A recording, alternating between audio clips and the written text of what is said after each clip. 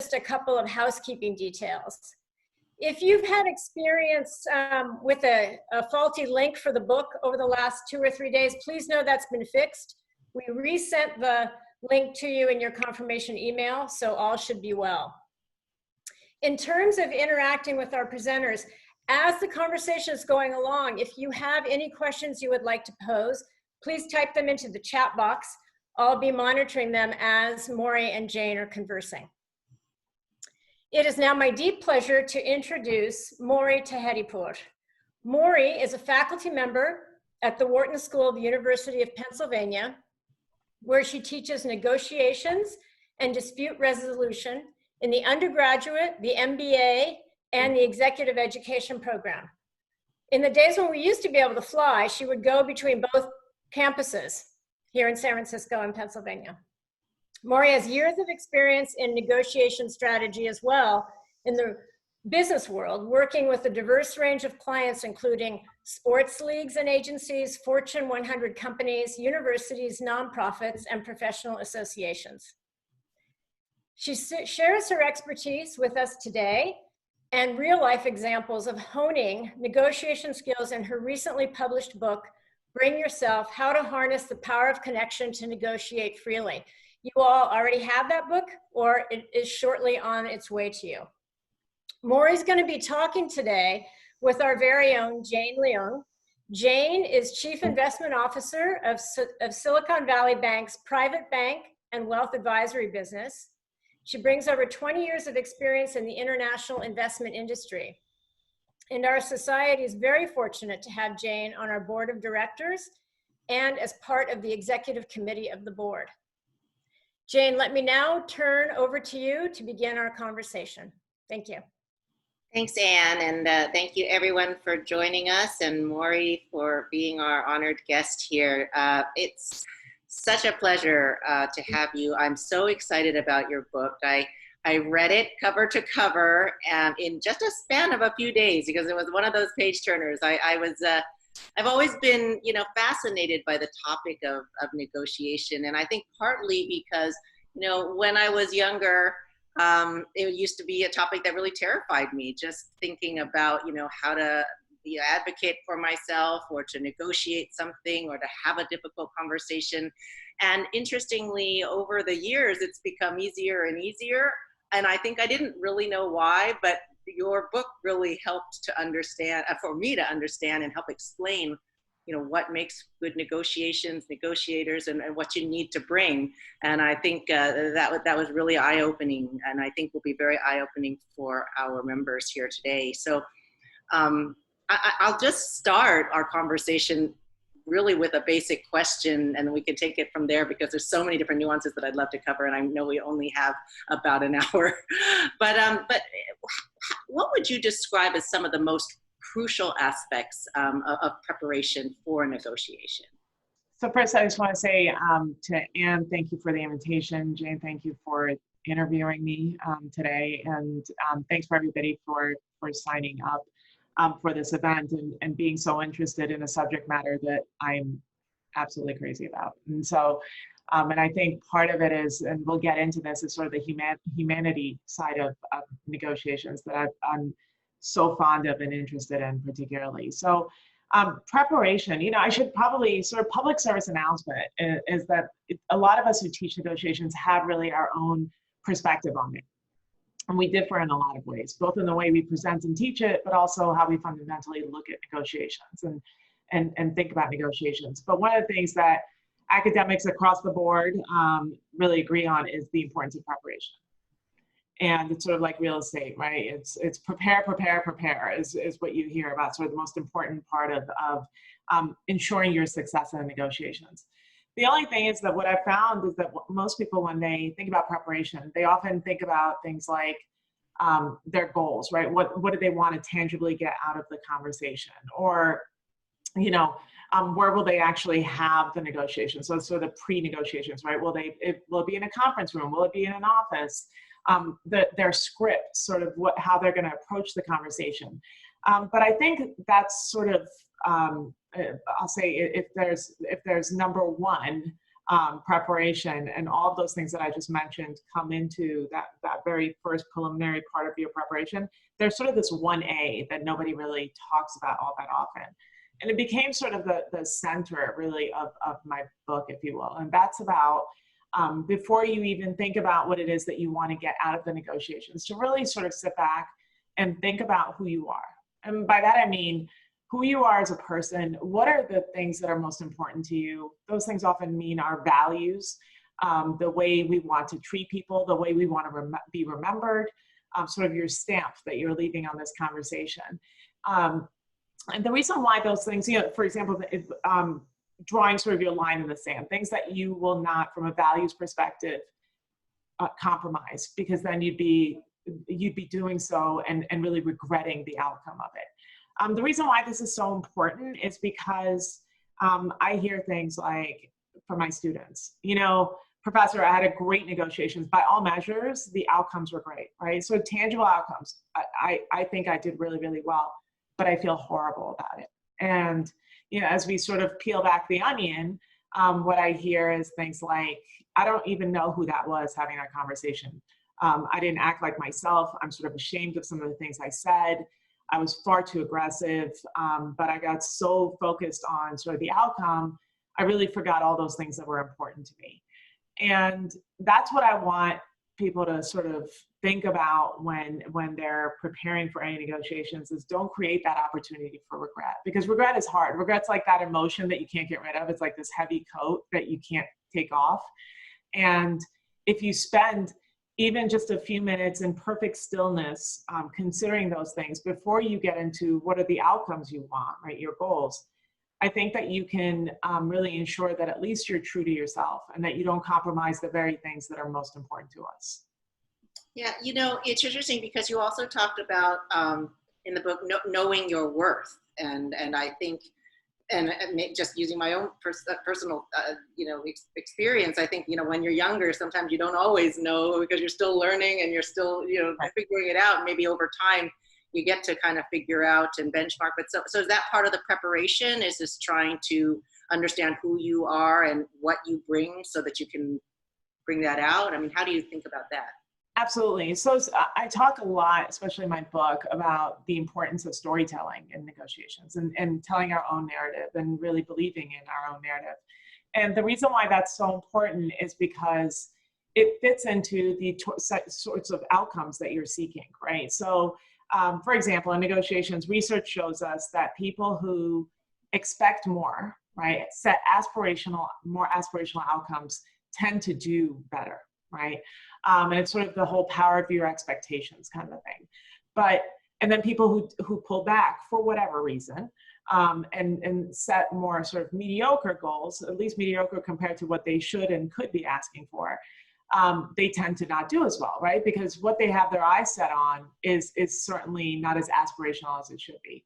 Why the two, sort of storytelling and that sort of fit together? It's often how we value ourselves, the value that we place on our worth and our accomplishments and what we bring to the table, right?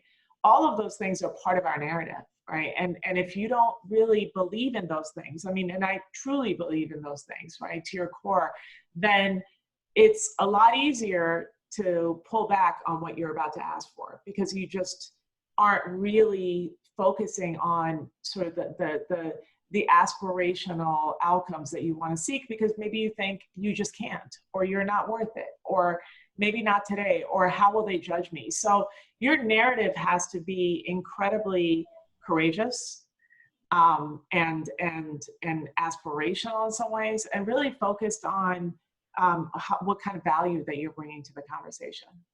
Yeah, no, it makes a lot of sense. And then, but how about also, I think, and I took away also the diversity and inclusion aspects of just the fact that everybody is different and has a different view about the world. I mean, how do you incorporate, you know, making sure you know what you're worth, but then also taking the time to realize the other person's point of view? How important is that in the negotiation process? So important.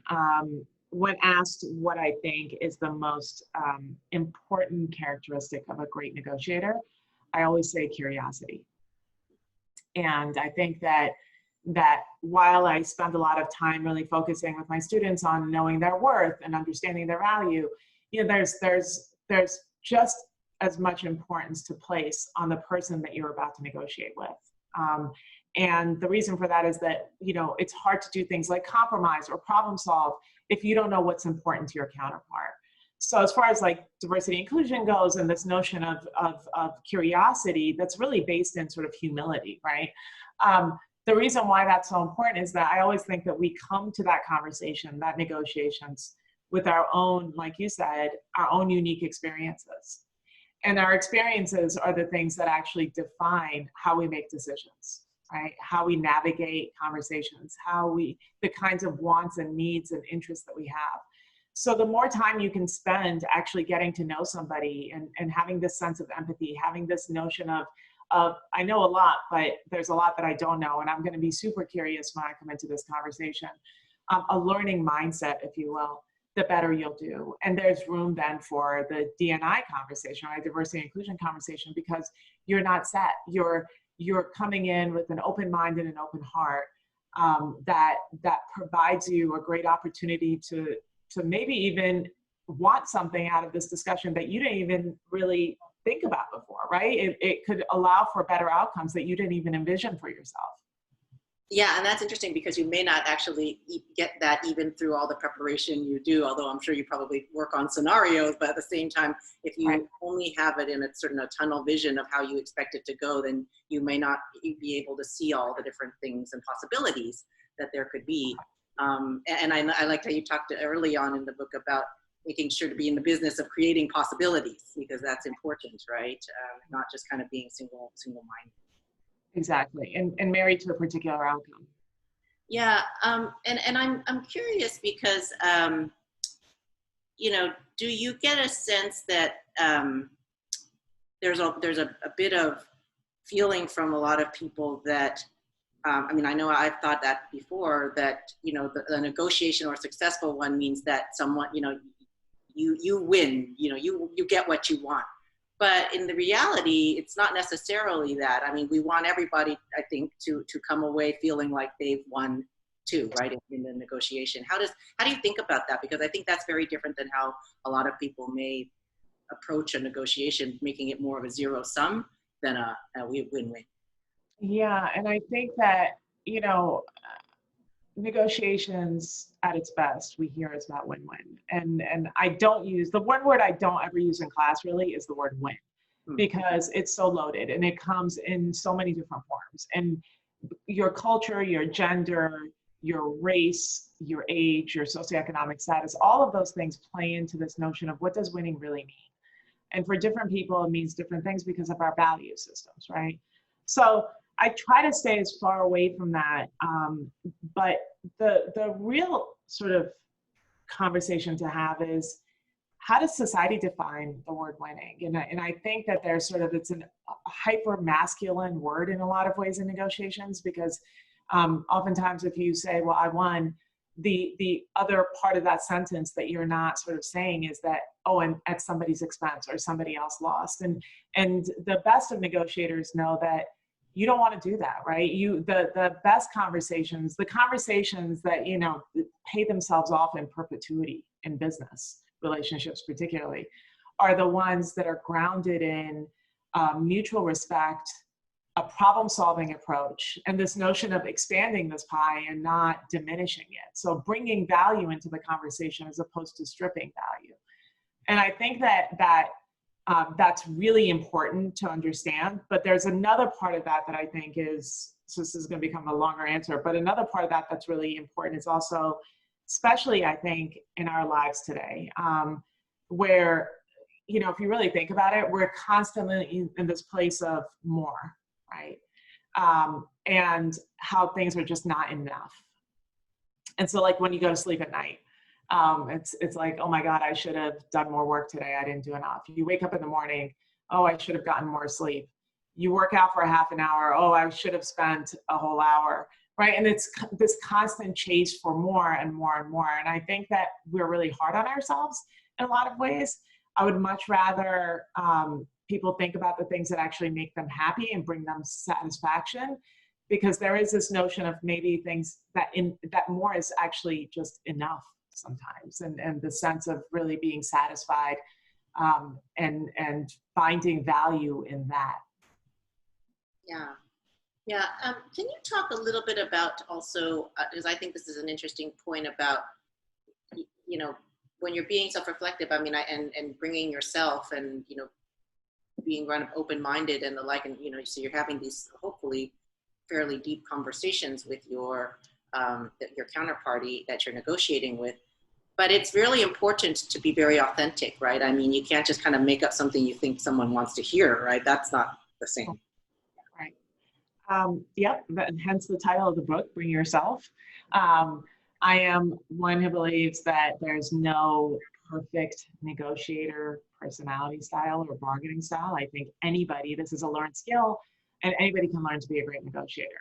But I think that particularly some of the ways that the subject is taught, and many of the myths that we sort of have believed culturally, things like, you know, if you're more aggressive, if you're more, you know, outspoken, you know, that you're sort of really pushy in somebody's face. Like a lot of times we've heard that those make for better negotiators. And honest to God, I don't know how many people actually really enjoy negotiating with people like that. So I always just think about who is it you want to have a conversation with, right? Or who's the person that you want to continue to negotiate with. But the other part of that is, this goes back to finding value in yourself, is that if we spend more of our time really actually understanding who we are, and whether you're more accommodating or whether you're more competitive, but finding confidence in who you are, and then working on strategies that make you better just as you are, then that's a much more strategic way. That's also part of sort of this learning mindset and self-improvement, as opposed to constantly thinking that you're not enough and that you ought to be like somebody else, and whoever that person is. The problem with something like that is that, one, you're not authentic to yourself. But two, when conversations get heated, right, with your back up against the wall, if that happens, we tend to revert back to who we really are. And so, you know, just skip that other step, right? Like, just really sort of focus on thinking about all the things that, and we all have something to learn, we all have things to work on.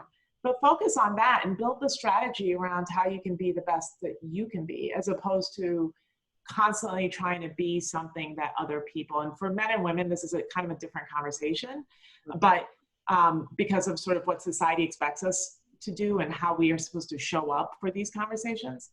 But I think being true to yourself is not only more strategic, but it's also freeing. And you can just be more present and really more aware. Yeah, and I agree. I mean, I think while it is important in all senses, whether you're negotiating or not, to be true to yourself. At the same time, I know you talked a lot about how we typically downplay a lot of our own stories, and you know, that a lot of negotiation happens inside our head, not actually with the you know, the person we're negotiating with, and so we end up diminishing and undermining ourselves. I mean, talk a little bit about that. Yeah, it's pretty funny because my students, whenever I get the question, what's like the hardest negotiation you've ever had? And I think they're all expecting like I'm going to give some like sexy, like, you know, I was in Davos, or, you know, peace deals with some country. I'm like, oh, the ones I have with myself. And yeah, there's this sort of like air of silence in the room, right? You could hear the pin drop. And you know, then I get into it. I'm like, you know, we make some really hard decisions on a regular basis, and we live inside our head. And all those decisions, all those sort of pros and cons lists, all the problem solving that we do for our own betterment, or, you know, as mothers and daughters and husbands and brothers and, you know, bosses, like all of those things are here, right? And so fundamentally, that's where our life sort of can change, right? The paths that we take, the outcomes that we seek, the relationships that we want to be in, the goals that we set for ourselves, those are the negotiations with yourself that I feel like really sort of set the stage for everything else. They make us more accountable. And I think that they're actually the hardest, because if you don't truly believe in yourself and you have sort of these like imposter syndrome type of issues that are sort of running through your head, then I think those are some of the hardest negotiations you can have, because first you're lifting yourself and then you're problem solving, and the lifting can be real heavy sometimes. It's like a whole U-Haul truck kind of lifting. So there's a lot to it. Yeah, I mean, it's really truly, we are often our own worst enemies. It's been often said, and it's so true. I mean, we're always often so much harder on ourselves than we need to be or than others are. But I think, yeah, being aware of that and knowing why that can be so dangerous, and in particular in the context of negotiation, is profound. You also talked about, and I thought this was really interesting, about how it's very important to be mindful and present within negotiation. And I know you described, you know, the negotiation is not necessarily yoga, but it has some of these aspects of the sort of the mindfulness. And I thought that was very new and different to how I've, you know, heard, you know, negotiation advice being given. And I'd love to have you talk more a little bit about that. And I think particularly nowadays in COVID times and the pandemic, a lot of us are much more reflective and forced to be kind of present in whatever it is we're doing, because we just don't have as many distractions as perhaps we did when we were able to be out in the world. We might still have other distractions of different sorts, but I do think there's been a more period of reflectiveness, and I'd love to understand how that plays into skillful negotiation. Yeah, so it's 4 different sort of stages to any negotiations. There's that preparation stage that we talked about earlier. There's this sort of second stage, which is called information exchange. And that's when you first meet somebody, you're building rapport, you're getting to know them. And then the third stage is bargaining that we've been talking about today. And so that back and forth, it's marked by that opening offer is really the beginning of that stage. And then finally, you know, you either make a deal or you don't make a deal, and then the implementation, right? And if you are really present, right? And by that I mean, you know, I used to teach this class with the 0 technology allowed in the class. So it was like a technology-free zone. They had to turn off their Apple Watches. They had to turn off their phones and not even put them in front of them, right? Research shows us how distracted this technology has made us, right? So to be fully present, the reason why it's so important is because we miss so much when we're not. And especially in that stage of getting to know somebody, right? People know when you're not present, right? Especially if you ask them a question and you're not even hearing what they're saying. You just sort of like, it's one of those, like, of the 10 questions you have to ask, you're sort of in your head going down the list, right? It's inauthentic, and people see it, right? And so they close off rather than open. And so if people feel like you're actually really interested in them, that this right here is the most important conversation you have, there's really nothing else that matters for that hour, for that 2 hours, then that creates a sense of openness. And the more openness there is, there's obviously trust, but there's also sharing information that could be incredibly vital to the rest of this conversation, the transaction itself. And so this becomes a really strategic thing. But it's also about sort of emotional intelligence, right? It's about the EQ. It's about seeing people and noticing them and knowing how maybe your words are affecting them, maybe understanding your own emotions. You know, like sometimes we don't even realize how somebody's really sort of impacting us until all of a sudden we're angry and we're like, how did I get here, right? Because you weren't even really all there. So it's really, really crucial. But I would argue that these days we're even more distracted, to be honest with you, because there's probably not a Zoom call or a meeting that I've had that somebody's dog hasn't ran through, or the wife or the husband comes in and says, your turn, hand somebody the baby, or, you know, whatever it is. And there's like a lot going on, right? And so because that's not normally our space of work, if you will, right? There's even more work, more intentionality that you have to have around really blocking off that time and being super present for this conversation, I think. Yeah, no, it makes a lot of sense. You had just mentioned sort of imposter syndrome, and I know that imposter syndrome is you know, often, I mean, I've read a lot, often it's sort of, well, I guess it applies to both men and women, but you often hear women sort of, talking about it. But it just led me to kind of wonder if you are seeing, with all the data points that you have with your different students, are there really differences in the way that women and men negotiate? What is it about the cultural and social norms that you described about what we expect from men and women? Can you go into a little bit more in detail around that and how that affects negotiation, if it does at all? Yeah, of course it does. So we communicate differently, so hence we're going to negotiate differently, right? But there's no negotiations gene. It's not like, that we carry negotiation genes on the X chromosome or the Y chromosome or what have you, right? So it really is, again, learned behavior.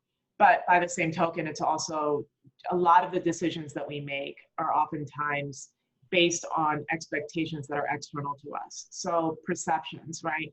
How we believe we're being perceived, how we think that we should show up based on biases that people have. And oftentimes women sort of give into that a lot more, really sort of the judgment that's associated with that. And it's very real. And by the way, huge generalizations with this, right? I don't think all women or all men, there's anything like that. Like, everybody's different. But studies do show that there are these differences, and that it often sort of stems from just even the beginning, right? How we're raised, how we're socialized. That men, when they're more sort of aggressive, or they're looking at sort of wins and outcomes, like, that's a great thing. But with girls, we sort of have to play nice or not be as bold. And when we are, there's a price to pay for this. That's not in our minds. I mean, research shows that this actually really happens. And if you give into that too much, right? If that becomes a thing that you focus on, then this goes back to the authenticity conversation that we had, that you're less able to strategize and be your better self, and more time worrying about other people's perceptions of you, which is never helpful, because we're often wrong anyway, right? So that's one thing. The second thing is this notion of imposter syndrome, which sort of stems from that, is that, first of all, I know that there's a lot of men in this event today, and I'm grateful for that. But there's this notion that only women struggle with imposter syndrome. That's completely wrong. Men and women have shown maybe even struggle with it equally. It's just that women talk about it more and men talk about it less. So that's sort of this thing that they're not really, we all harbor these societal expectations that we're sort of working against, right? For women, I've just talked about. For men, a lot of times it's that you can't show vulnerability, right? You can't really show the things that you have to work on. You have to always show up sort of complete, right? And this air of confidence. And so that imposter syndrome, that when it shows up, it rears its ugly head, there's a lot of struggle there. It's just never necessarily dealt with. Now, to some extent, they say that this is actually good, that notion of not always being 100% certain, because it pushes you to always be at your best. It pushes you to prepare more. It pushes you to think, have that little bit of anxiety before every event or every negotiation, so that you perform better. But it's a very subtle and fine line between how it can actually benefit you and how it can actually work against you. Because if you don't tell yourself, again, the right stories, it really is, it's so detrimental to you. And that's for men and for women. The storytelling is really sort of at the heart of all of it. Yeah. We talked about sort of open-mindedness, you talked about presence, and one thing that we sort of talked a little bit around, but not specifically, I'd like to ask you about empathy and how important that is. There was another quote from, I think, one of the stories that you were telling in the book about a very successful negotiator who they had talked to someone that he had negotiated with, and I think it was one of the hostage negotiator type things, and it was like, I don't know what you said, but I like the way you said it, and that was what made him sort of change his mind or give in. And I don't know if that had anything to do with sort of the empathy or the how you interact with the others, but I'd love to know more about empathy and what role it plays in successful negotiations.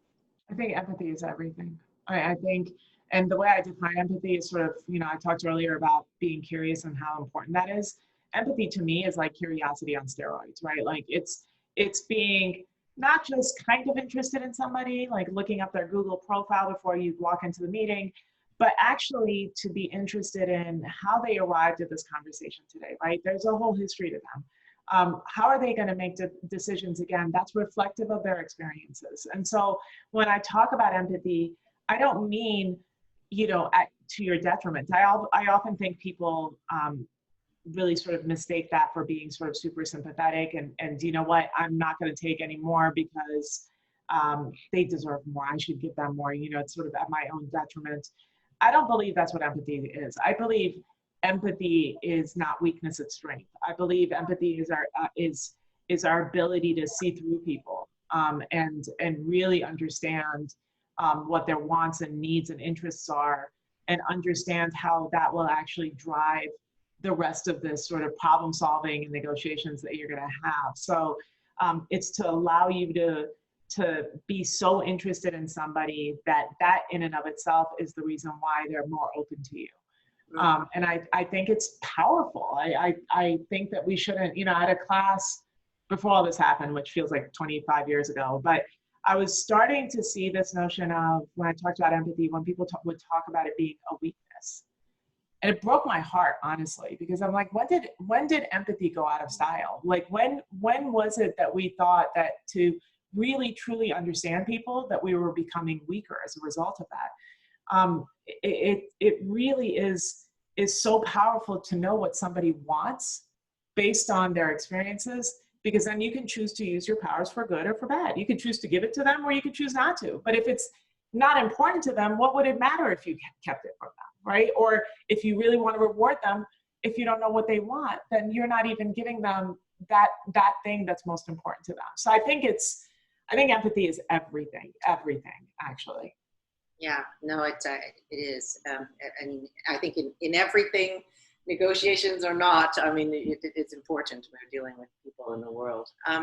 So you've had numerous, countless classes that you've taught on this topic, and lots of students, lots of individual stories, lots of learnings. But, as you were writing this book about negotiation, was there something that you learned while writing it that you didn't know before you started writing it? Yeah, I think the one thing, obviously I had the privilege of being able to dig even deeper with a lot of the students that I had. So this gave me an opportunity to go back and really learn even more about them.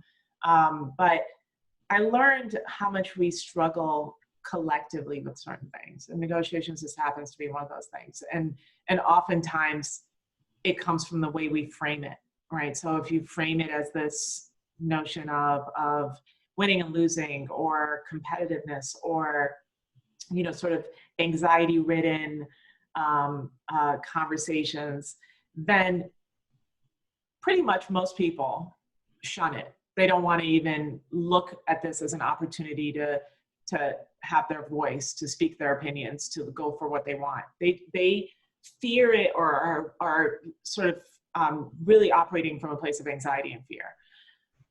And that was sort of this collective thing. So even for the best of negotiators, there is that notion of what does this mean? What does negotiations really mean? And universally, when we talked about sort of shifting that paradigm to being, this is the thing we all do every day, all day, every day, right? It could be with your dog, it could be with your kids, it could be with yourself, it could be with, Comcast, or it could be whoever, right?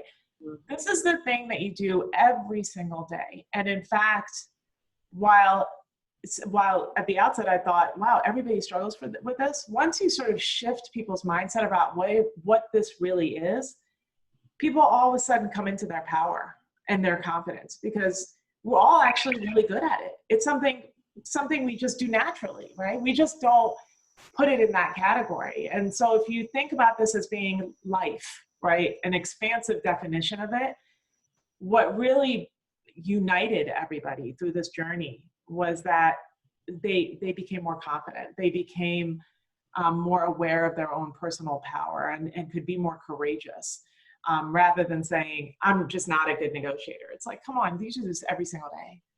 What is it that you think negotiations is, right? And so that was a learning experience, and it's profound, actually, but it's also really optimistic, because it's really just asking people to have conversations, to not turn away from conversations.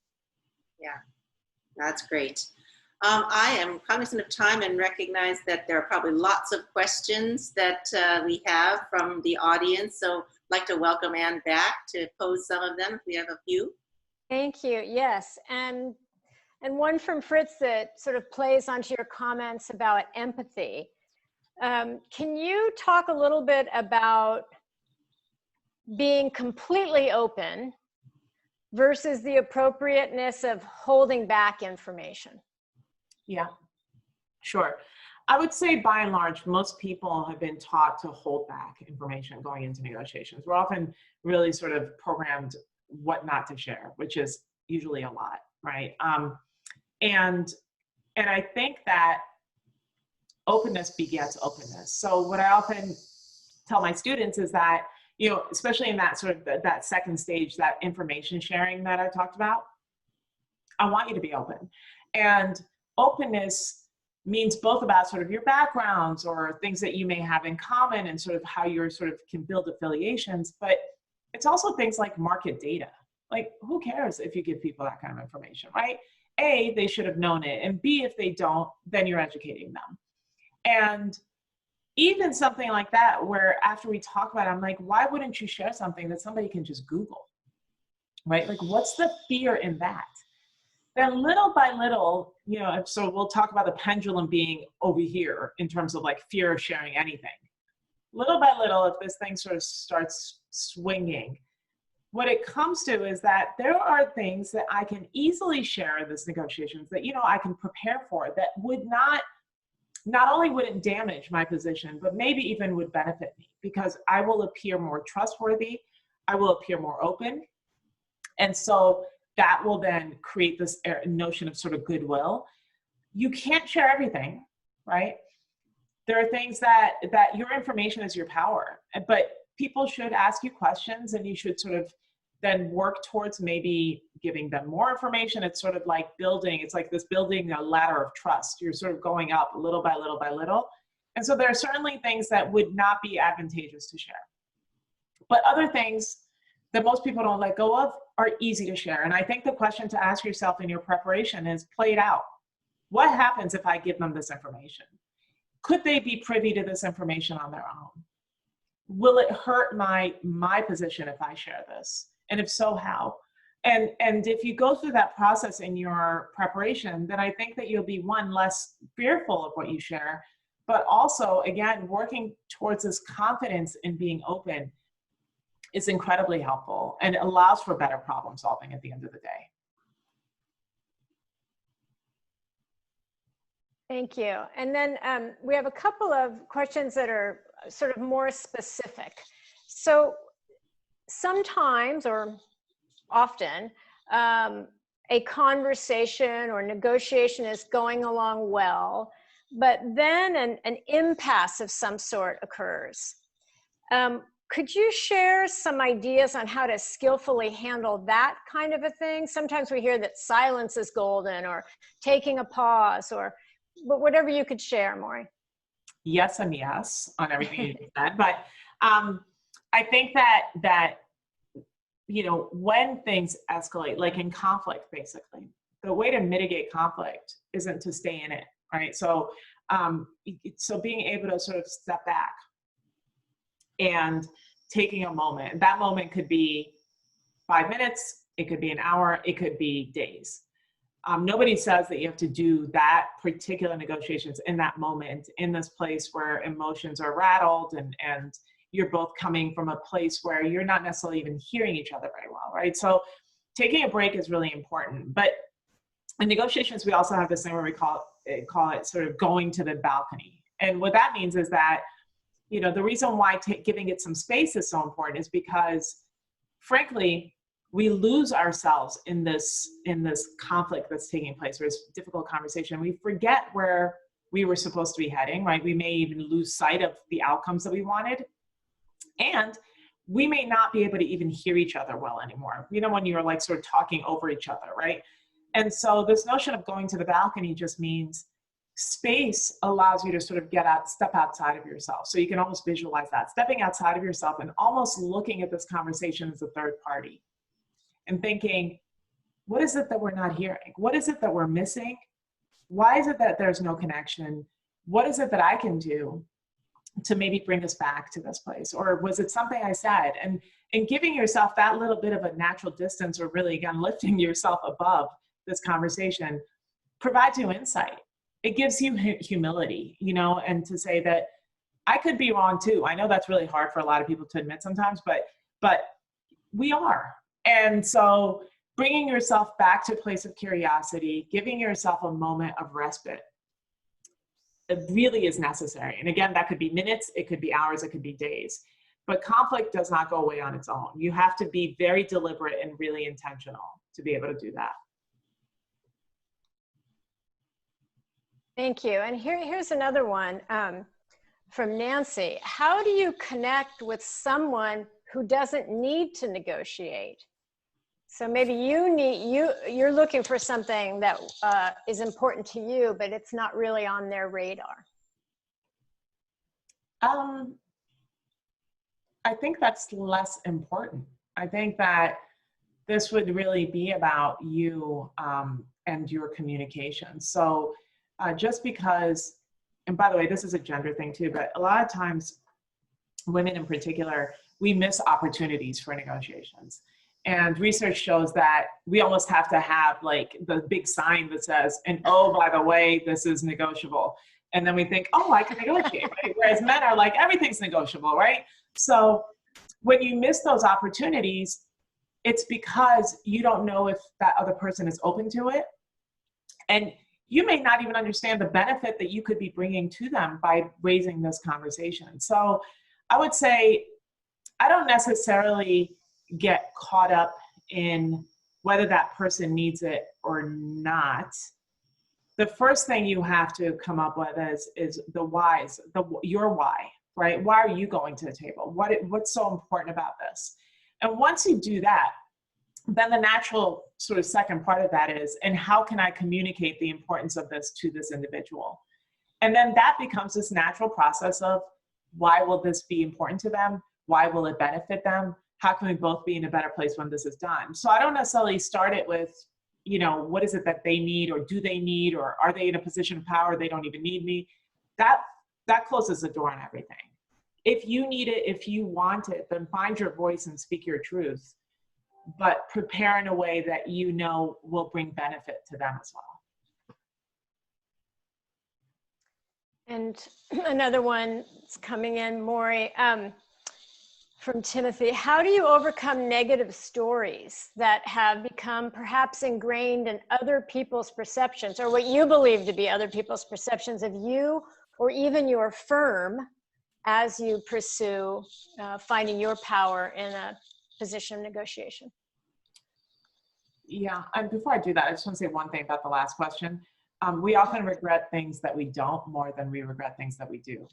So again, that's what missed opportunities do, right? And you always have to worry about the what ifs. So I'm thrilled that Timothy is asking this question. Actually, this goes back to this whole notion of men struggle with this too. And getting over the negative stories, it's not an art. It's what works for you. And there's many different things that are written about this. So myself, I struggle with this always. You know, imposter syndrome is sort of the roommate that I've been living with all my life, kind of thing, right? We're married. And I just have to learn how to deal with it so that it's not destructive. And so what I will tell you is, I don't like being prescriptive about these things, but oftentimes when I'm struggling with it, first, I have misperceptions of what other people think of me, right? So I paint this picture that what they see of me is something far more negative than is actually true. And so I've created that reality and think that everybody's bought into it. And there is a very big difference. We call this the transparency principle, but there's a very big difference between how we see ourselves and how other people see us, and also how we communicate and what people hear, right? So there is that gap that you sort of have to bridge. But the issue that's probably most important is part of that resides in your mind and in your heart and in your sort of reckoning with yourself. I sit there literally every time I get into this horrible cycle of they won't, it happened with my book. 10 years this thing took, right? But the first 4 was, there was no pen being put on paper. It was literally, what do I have to say that people will care about? Why am I so different? There's 1,000 books out there. And it took other people to say to me, my students and people that I'd worked with, what you do is so different, Mori. You need to tell this story. But all that time was literally and who wants to hear it? I won't even sell a book, right? Like, and so I literally had to sit there and think about all the instances where I had made change, where I had gotten really positive feedback, where I had seen people grow, where I had seen people sort of be impacted about what I had taught them. And so those lists of the things you've accomplished, the positive things that you've sort of worked through, the resilience that you've had, the accomplishments that you have, that I have to say don't come by accident. I'm not that lucky, I don't know who is, but we work really hard for all that we have. And I think that's a point of pride. And if you could just remind yourself of those things, then that's sort of the kryptonite to imposter syndrome. That's the thing that will allow you to stay in your power in a place of confidence, as opposed to give into this sort of self-perpetuated place of dread and gloom, if you will.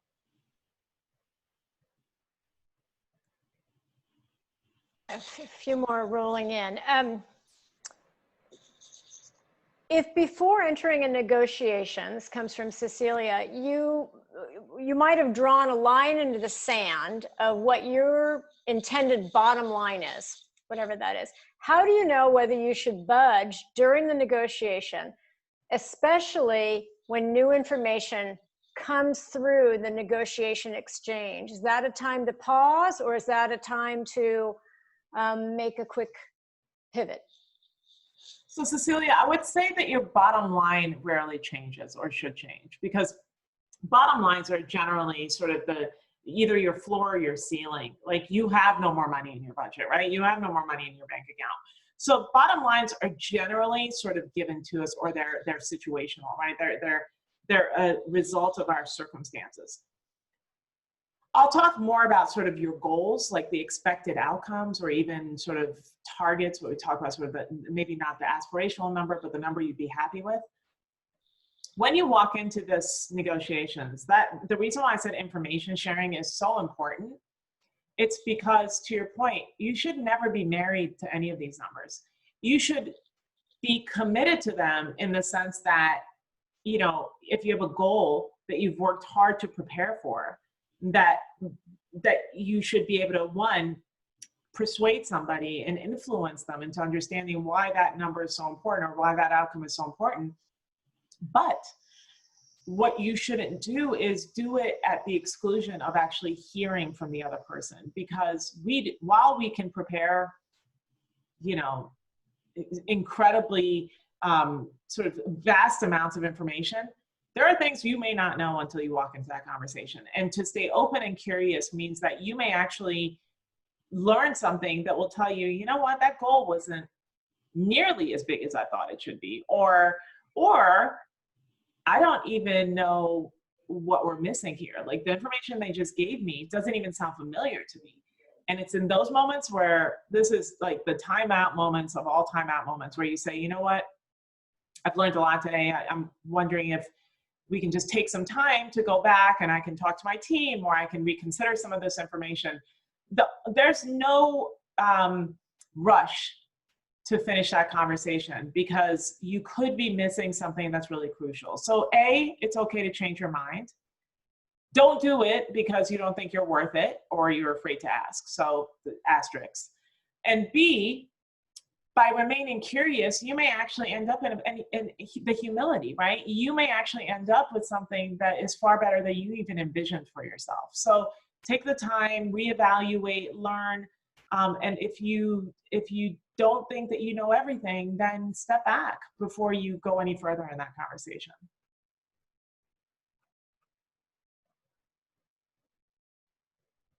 These are all really good questions, by the way. So that leads to this idea that in life right now, post-COVID or post-shelter at home, it brings up so many new areas in life that perhaps we never even thought we had to negotiate. Whether you're the owner of a wealth management firm or an RIA, having to reevaluate your commercial office space or negotiate with your team on work habits, or so a lot of times we are put into this place of not having enough information and figuring it out as we go. And maybe there isn't an end game to that negotiation yet. So how do you keep kind of an evolving conversation going where neither party necessarily is seeking a resolution, but a new way of being? Right. Which is so hard, right? It's you know, we started the conversation about the importance of preparation and planning. And for the type A individuals in this conversation, which I'm sure there are many, given the industry that you've chosen as a career path, it's hard for us, right? When you know, we make plans and God laughs, right? Like what we thought was going to happen in March surely did not happen in March, right? And here we are in the middle of the summer. So there is now, our new normal is uncertainty. And that's a destabilizing place to be, right? And if you buy into that, with that, again, comes this fear of the unknown and the sense of sort of forget all the other things like scarcity and oh my God, what is tomorrow going to bring? The good news is we're all sort of struggling with it in our own ways, our own individual ways, but we're all sort of in this place together. And what that leaves room for are, I think, in some ways more successful negotiations, because there is a sense of empathy that's created naturally because more people than not are struggling in this place of sort of constant crisis mode, the uncertainty, the what's tomorrow going to bring. And that allows people this sense of understanding each other in a way that we're not really privy to before this, right? It's sort of everybody had their own experiences. Now there is this place of, I don't want to say shared experiences, because if we hadn't known before how there are vast income differences and racial issues in this country, it is smack dab in our faces today. So it's not necessarily shared experience, but the struggle individually impacts us. So in these moments, I always say, be open, be transparent. If you're struggling, you don't want to tell people that you know what your budget's going to look like in 2 months. Leave room for that variability, because it's the variability that's going to drive our every conversation. And being comfortable in the uncomfortable is really what we're dealing with. So you prepare to the best of your abilities. You do the forward-looking planning to the best of your abilities. But nothing is black and white, right? So we're all getting comfortable in this sort of shades of gray. The good news is everybody's there. But be transparent, be honest about your uncertainty. And I think that can go a long, long way, because you don't also want to keep coming back and saying, I thought this was my budget, but 7 months later, we haven't even had the end of phase one. So we're, be open about what you don't know, because everybody's sort of there. Thank you. I think we have time for one more. How would you approach a negotiation where you know or assume the other party is going to want more than you are able to give?